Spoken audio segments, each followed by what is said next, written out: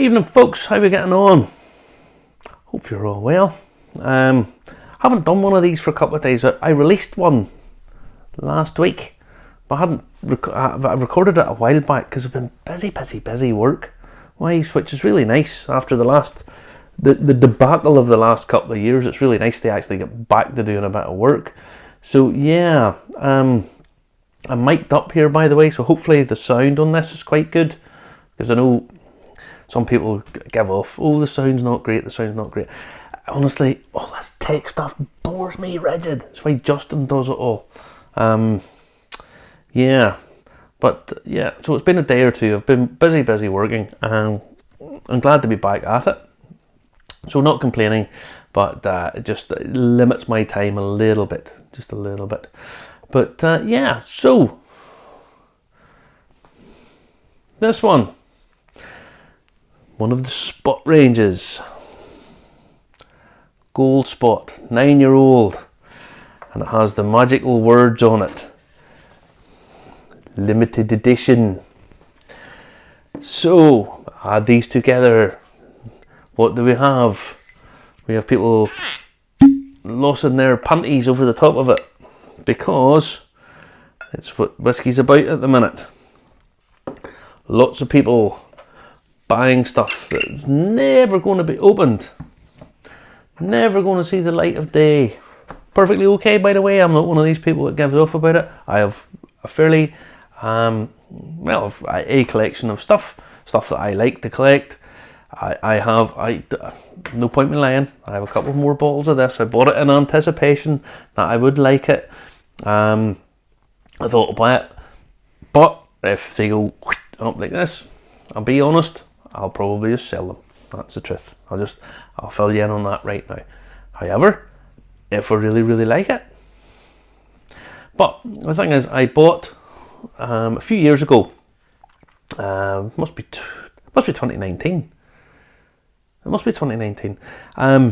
Coming through the airport, Macallan Concept Number 1, £80 a bottle. So every time I was coming back from doing a bit of work, pick up 2 bottles. Pick up 2 bottles, 2 bottles, 2 bottles. Because you know, opened one, I've reviewed it, it's not great, it's okay, it's not even very good. The price of it now is just ridiculous money.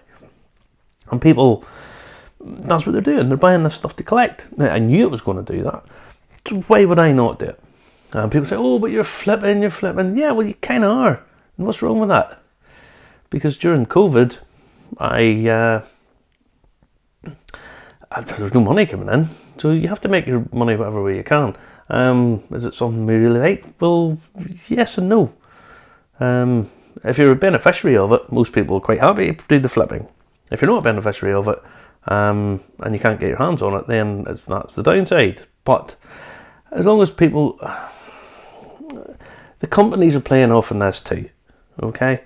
They are releasing whiskies that, in anticipation of the secondary market, is basically what I'm being told. And what they're doing is they're releasing whiskey at vastly inflated price, which puts it out of the price range of the normal drinker. It also means that the flippers aren't going to buy it either, because they can't make any money on it. And then what it does is it basically kills the idea of getting a collection. Whether people like it or not, the secondary market is an important aspect of whiskey these days. It just is. But it's one that the companies want to try and control, and unfortunately it's extremely detrimental to their brand to do so. When they release these whiskies at £250 a bottle, they're not £250 a bottle. They weren't £250 a bottle the last time they released them. They're not £300 a bottle. They're not. What they're doing essentially is chopping off their nose to spite their face. It basically means people just go, we're not collecting this. If they're going to release, there's going to be these bottles coming out every couple of months. People just can't afford it. At a time when purse strings are being tightened, companies are trying to kill off the way people can make an extra couple of pound here and there. It's just topsy-turvy, and I don't think it's the way companies really should be doing it. I don't blame them for trying to profit on what other people are profiting on. Why would they not try and do this? But I think it's going to backfire. I think it has backfired on a lot of brands, and which is unfortunate. But unfortunately, that's just the way of the world. It is. Now, let's just talk about this, because this is another symptom. People have a lot of affinity for the spot range of stuff, but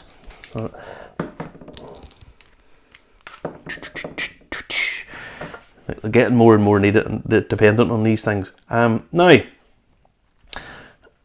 People have a real affinity for the spot range because it's a really good brand. It's a nice, strong, positive brand, nice label, very easy to recognise. You know, you've got variations on a theme and so on. Now, spot of paint which identified how long it had matured for: 7, blue for 7, green for 10, yellow for 12, and red for 15. Hence the name Spot Whisky. In time, all but green spot disappeared, with the members of the Spot family last being seen on whisky shelves in the 1960s. Blah blah blah blah. The iconic yellow spot came back in 2012 to the rarely spotted red spot in 2018. It's not that rare anymore. You can get it pretty much. Where did I see bottles of it for sale today? Saw it on an online shop. Anyway, this story continues with the launch of a special limited edition. Beep beep beep beep beep beep beep beep beep beep beep. People like Batfink will be picking up on that. Special limited edition of Spot Whisky to celebrate the 135th anniversary of the family whisky bonding tradition. Embodying the unsinkable qualities of single pot still Irish whisky, Gold Spot has matured for at least 9 years in a unique proportion of bourbon barrels, sherry butts, Bordeaux wine casks and port pipes, non-chill filtered and bottled at 51.4% alcohol. Now, I have to say, packaging, pretty good. It always is. The label on Gold Spot, lovely. I do like an embossed label. I don't know, it just sort of reeks of class and nice.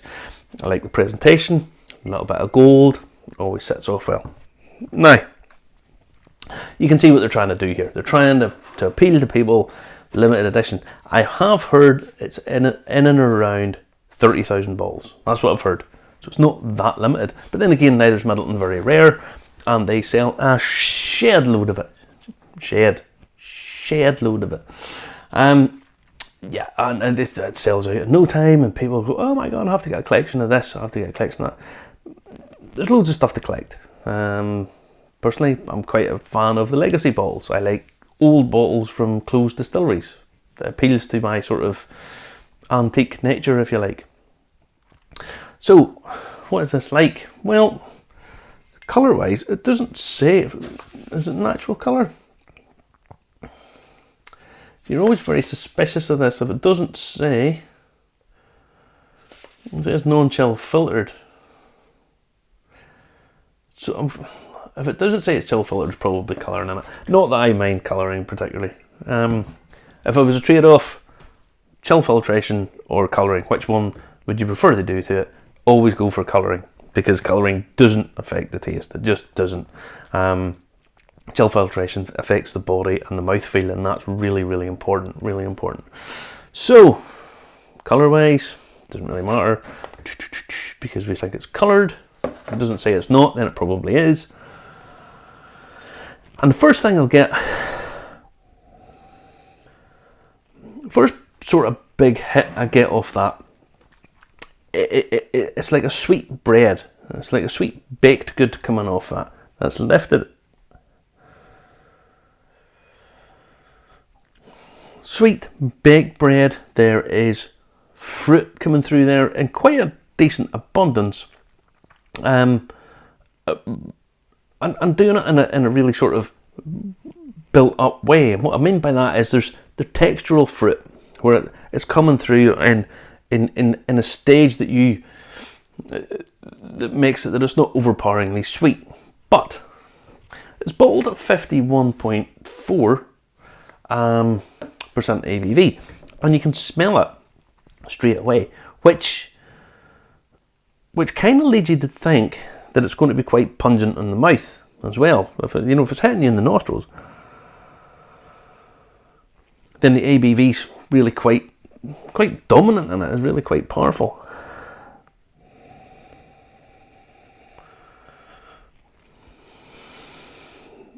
Elements of toffee coming through there, and definitely your muscovado sugar.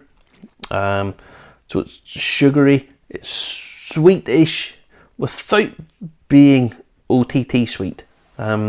Layers of fruit and baked goods. So kind of like a baked bread. I'm sure there's some sort of, if you went on Great British Bake Off, they would be able to tell you it's a type of bread that Paul Hollywood's the specialist in. But I don't know. But I don't know what type of bread it would be. I don't know, rum babas or something. They come out with something like this. Some soft fruit babas or something. But it's kind of that feel to it.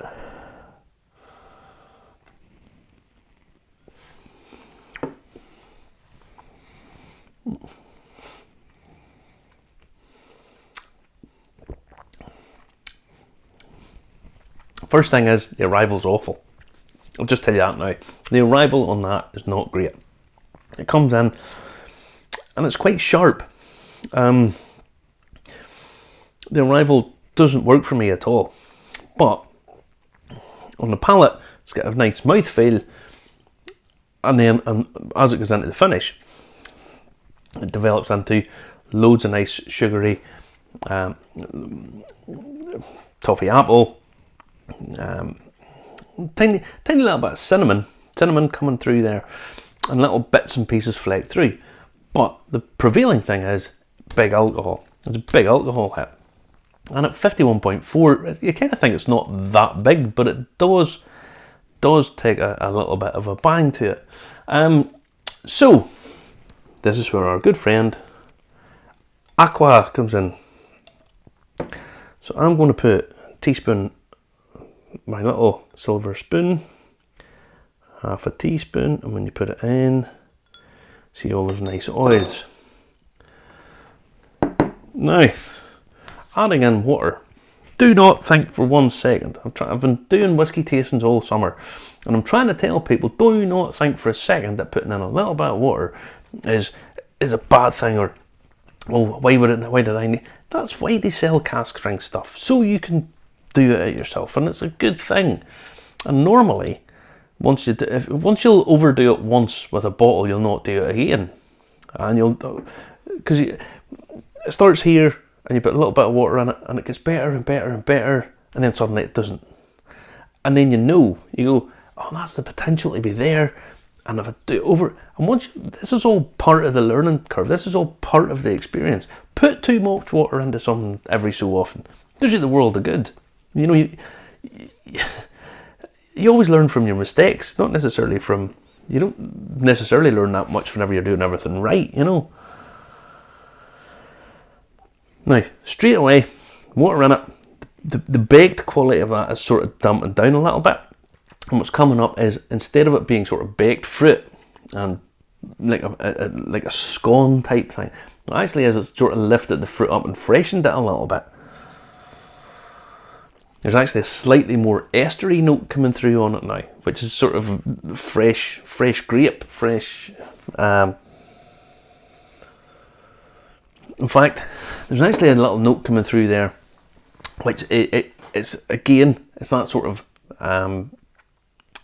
meaty quality to it. Like I keep referring to this. I watch some other reviewers every so often. I don't really hear them talking about it. It's that sort of freshly cooked meat, that comes through, and it's a wonderful quality when you can get that bang nailed on. It just absolutely layers stuff. It gives it real texture, real depth and complexity. Very nice. The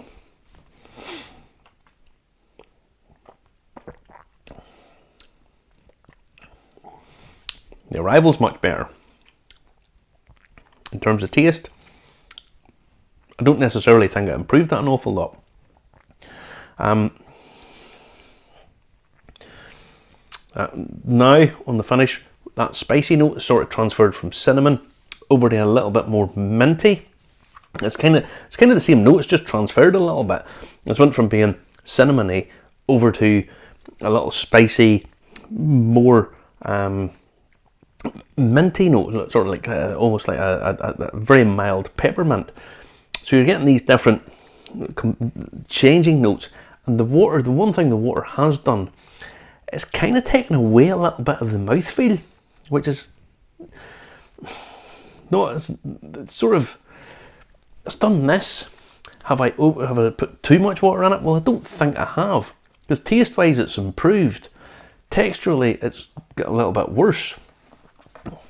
You're playing these two off against each other. Personally, I'm a big fan of mouthfeel. I think mouthfeel is so important. If it feels nice in your mouth, it's structurally and a bit of body to it, it really helps. It really helps whiskey.